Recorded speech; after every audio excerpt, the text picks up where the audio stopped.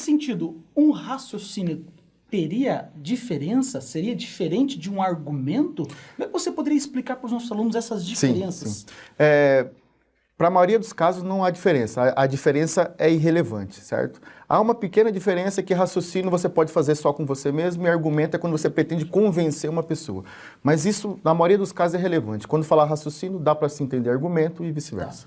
Tá, mas agora, professor, como é que a gente identifica um raciocínio? Toda e qualquer forma de proposição, de fala, de frase, de sentença pode ser identificada como tal? Não, né? Para entender um raciocínio, antes de mais nada, tem que entender o que é uma proposição, certo? Palavrão, começou os palavrões aqui, ó, professor. É um termo técnico que já vem historicamente na história da filosofia e uma proposição, de modo básico, é uma ideia de uma frase que pode ser verdadeira ou falsa. Por exemplo, o copo está cheio. Essa ideia ela pode ser verdadeira ou falsa. Existem ideias que não podem ser verdadeiras ou falsas, como, por exemplo, um imperativo, tipo, fecha a porta. Isso não pode ser verdadeiro ou falso, né? Um argumento ele é composto de proposição, que dá para entender também como afirmação ou negação. Mas em vez de ficar sempre falando afirmação e negação, a gente fala... Cria o termo técnico, né? Cria o termo técnico, proposição. Né? Tá, mas quais são os tipos de raciocínio e qual é a forma de raciocinar que nós podemos julgar como boa, se é que é possível julgar isso como um raciocínio bom, um raciocínio mau? Explica melhor para nós um pouquinho isso aí, professor. Tá, antes de falar sobre isso, é importante falar do que é composto um raciocínio, né? É composto de proposições, certo? E mais precisamente, um raciocínio é composto de premissa e conclusão, certo? O que é uma premissa? Né? Uma premissa é uma proposição que nós utilizamos para justificar a conclusão, tá? E a conclusão é a proposição que nós queremos justificar. Então, um raciocínio ele é composto, no mínimo, de duas proposições, certo? Uma vai ser a conclusão e a outra vai ser a premissa. No entanto, um argumento pode ter várias premissas. Conclusão, uma só. Podemos identificar, então, nos discursos políticos, nos discursos das pessoas, várias premissas, ou pelo menos mais de uma premissa, e às vezes a gente percebe que essas premissas não fundamentam a conclusão que eles querem chegar. Sim. Como é que você pode explicar para o nosso aluno e talvez mostrar para eles um jeito, se é que é possível, fácil de entender essa organização do raciocínio? Para entender isso, a gente tem que saber o que é validade e o que é solidez, né?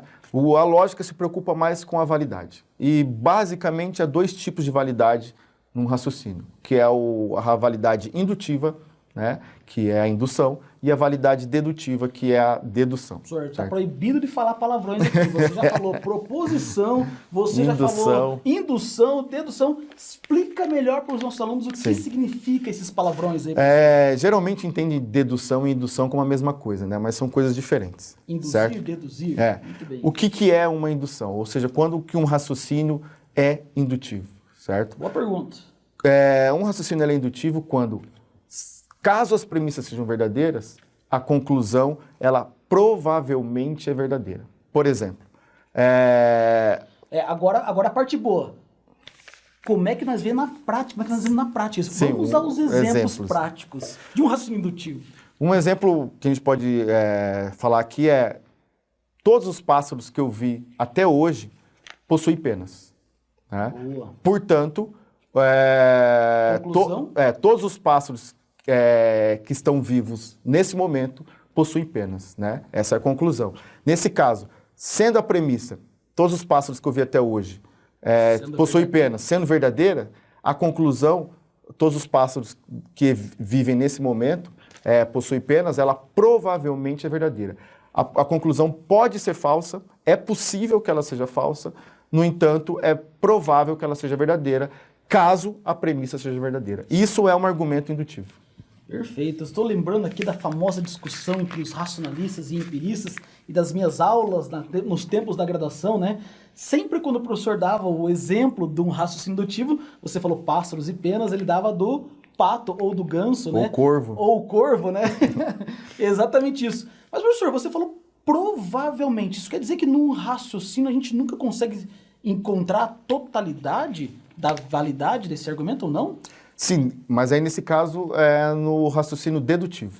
Né? Como é que funciona isso, professor? No caso do raciocínio dedutivo, caso a premissa seja verdadeira, a conclusão necessariamente é verdadeira. Ou seja, é impossível que a conclusão seja falsa, sendo a premissa verdadeira. Por exemplo, se eu pego o seguinte raciocínio: alguns curitibanos, não, alguns paranaenses são londrinenses. Perfeito. Tá? Logo, alguns londrinenses são paranaenses, certo? Nesse caso, sendo a premissa verdadeira, é impossível a conclusão ser falsa. Então, se eu por acaso descobrir que a conclusão é verdadeira, eu tenho garantia, ou que a premissa é verdadeira, melhor dizendo, eu tenho garantia que a conclusão ela é também verdadeira.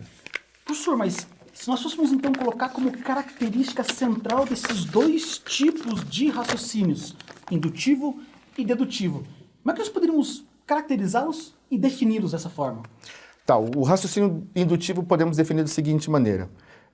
O raciocínio é indutivo quando ele tem a seguinte característica: sendo as premissas verdadeiras, é provável que a conclusão também seja verdadeira. Perfeito. Tá? Anotaram isso?